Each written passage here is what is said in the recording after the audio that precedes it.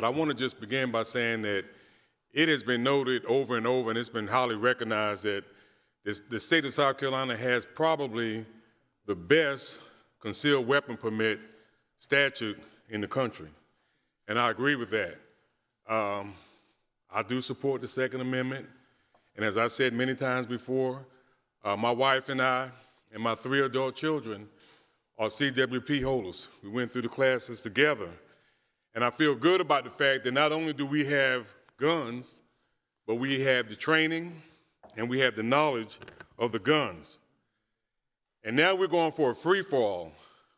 People can have guns nilly-willy, no permit, no training, and I think that's a recipe for disaster in South Carolina, especially, again, when we have such a strong CWP statute.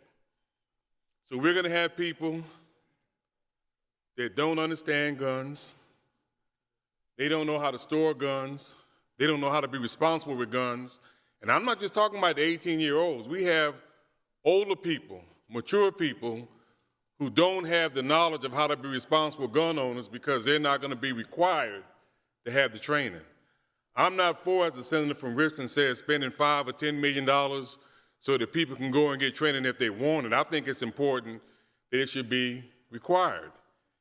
And I know people said, and I'm going to say like other folks said, I'm not a constitutional scholar either, but I believe that we also have other constitutional rights that we are guaranteed that have strings attached to them. We have the right to vote, but we have voter ID laws. I could say, hey, you know, I have a constitutional right to vote. I don't have to give you an ID.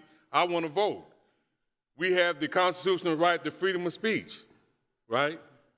But I was taught in high school that I can't go into a theater and yell fire. So there are constitutional rights where we have strings attached.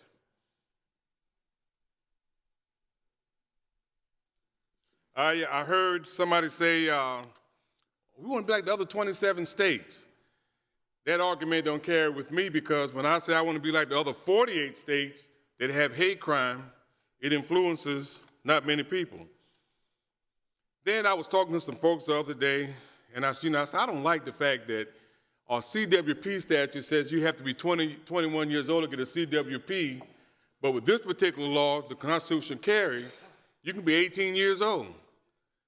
It's all Senator Johnson, you know, you can go in the Army at 18 years old and look at all the weapons they have. I said, don't come here with that. I said, because when you go into the military, the first thing you're going to have is basic training, and then you're going to have advanced training, and then throughout your whole military career, you're going to be training on this, that, or the other. And I said, the weapons that these 18-year-olds have in the military, that's a controlled environment. The military don't give them weapons and say, okay, go where you want to go with your weapons. It's a controlled environment. So the fact that an 18-year-old can be in the military and have weapons, that doesn't matter to me as far as saying 18-year-olds can have these weapons because of constitutional carry. As I said with the training, y'all, I know people who were killed, and I know people who were shot. The senator from Darlington talked about our experience one homecoming weekend when I was a freshman in Carolina. I know he mentioned David Simmons. If I'm correct, David Simmons is still walking around with a bullet in his neck. But I know people who were killed and shot, and they were not even the intended target. They happened to be near the target, and you have folks that can't aim. They just have a gun, they have a beef, and they pull out and start shooting. They can't even aim the gun. So innocent people and their families' lives have been messed up. I don't want to be up here too long because my back is not going to allow it anyway, but I just want to say that, you know, South Carolina, I keep hearing that our biggest industry is tourism.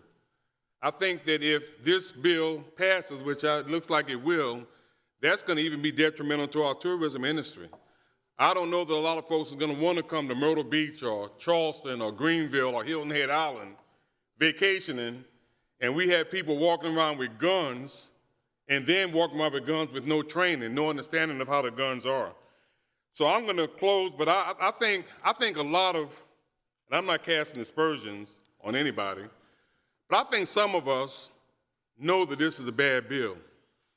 I've sat here and listened to what I thought were some pretty good amendments that would strengthen the bill and make it a better bill. And as soon as the bill is explained by the amendment is explained by the author, before they can get to their seat, the amendment is voted down. So I think some of us know that this is a bad bill. It's not necessary. It's not good for South Carolina. But I think we think, oh, I'm not going to worry about the pitfalls of the bill because it's not going to happen to me. And I say that because I know there have been several bills that have passed in South Carolina because it hit home. And then we want to react rather than be proactive. And so for those reasons and others that have been articulated, I look forward to voting against the bill also. Thank you, Mr. President.